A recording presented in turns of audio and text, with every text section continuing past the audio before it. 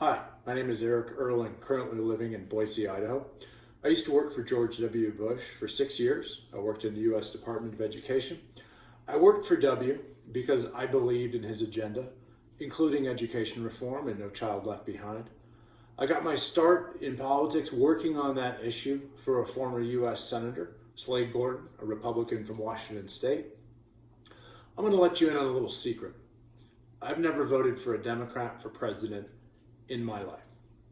In 2016, I voted third party because even then we knew that Donald Trump was an incompetent, amoral, ignorant narcissist. And here's the thing.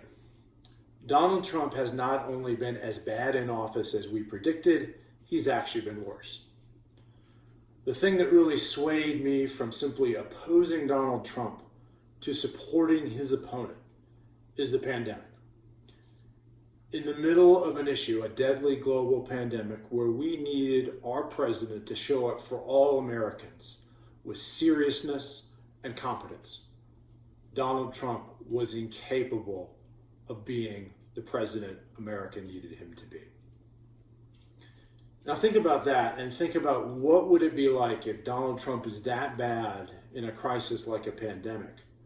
What would he be like in a second term if we have the inevitable foreign policy or national security crisis that all presidents usually face? The idea of that is simply too much to bear. As we look at our political landscape today, there are three really big issues facing America. One, the pandemic.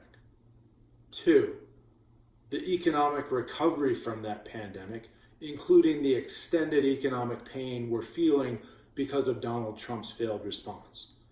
And third, the challenging, difficult issue of race and policing in America. And as we look at our election choices today, who's better to tackle those three issues? Donald Trump or Joe Biden? It's not even close.